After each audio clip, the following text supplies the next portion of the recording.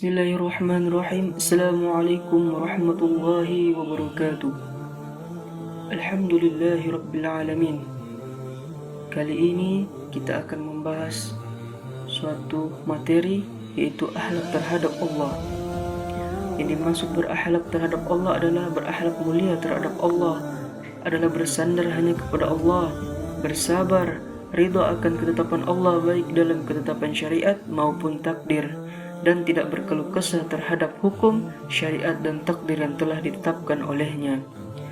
Sebagai seorang hamba yang lemah, tak berdaya, manusia diharusi mentaati segala perintah dan patuh kepada Sang Pencipta alam jagat raya yang maha perkasa dan maha segalanya.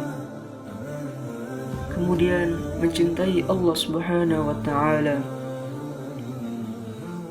Mencintai Allah Subhanahu wa Ta'ala sebagai seorang hamba yang benar-benar mencintai Allah, maka harus membuktikan dirinya secara nyata.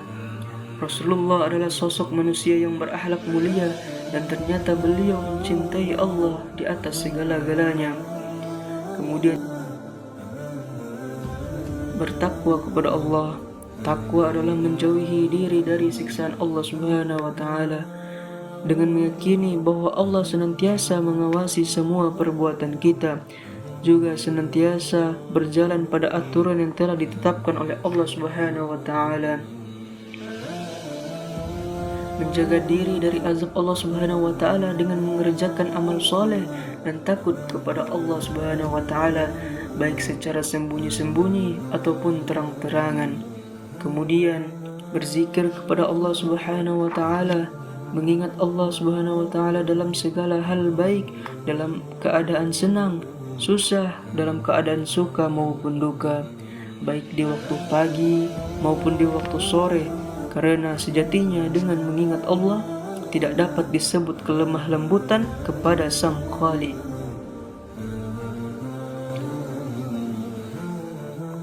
Kemudian di dalam Quran surah Qaf ayat ke-39 yang berbunyi, yang artinya, maka bersabarlah kamu terhadap apa yang mereka katakan, dan bertasbihlah sambil memuji Tuhanmu sebelum terbit matahari dan sebelum terbenamnya. Quran Surah Qaf ayat ke-39.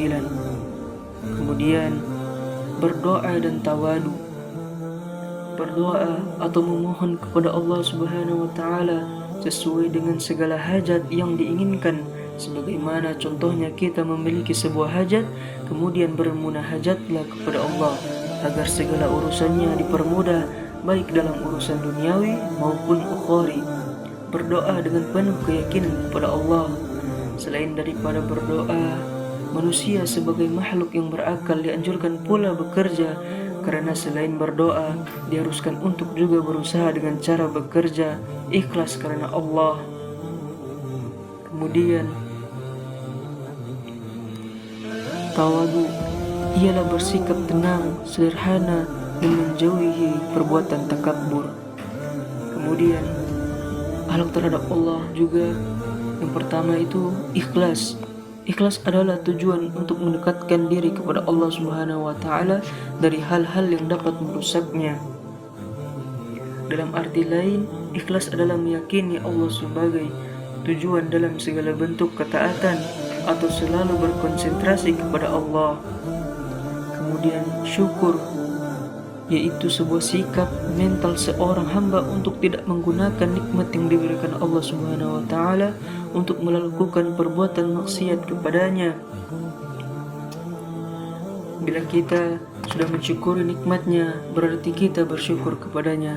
Semakin banyak kita bersyukur, maka semakin banyak pula nikmat yang akan kita terima dari Allah Subhanahu wa Ta'ala. Kemudian taubat.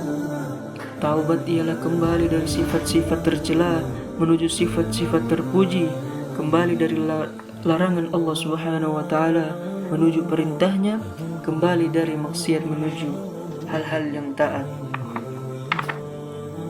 Dalam hal ini, pada dasarnya tidak ada kata terlambat untuk bertaubat. Di samping itu harus benar-benar disempurnakan dengan cara, yaitu menyadari kesalahan, menyesali kesalahan, memohon ampun dari Allah Subhanahu wa Ta'ala, dan berjanji tidak akan mengulanginya. Akhlak terhadap Allah Subhanahu wa taala.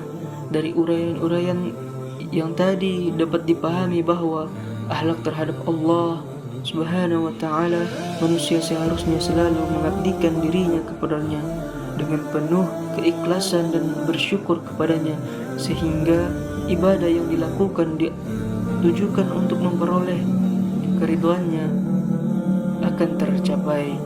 Seorang muslim itu harus berakhlak baik terhadap Allah Subhanahu wa taala, karena kita sebagai manusia yang diciptakan Allah Subhanahu wa taala dan menyembah kepada Allah Subhanahu wa taala sesuai dengan firman Allah Subhanahu wa taala yang artinya, dan tidaklah kami ciptakan jin dan manusia kecuali untuk beribadah kepadaku.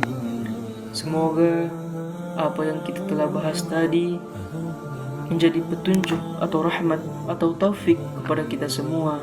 Sekian dari saya. Wallahul muwaffiq ila aqwamit thoriq. Wassalamualaikum warahmatullahi wabarakatuh.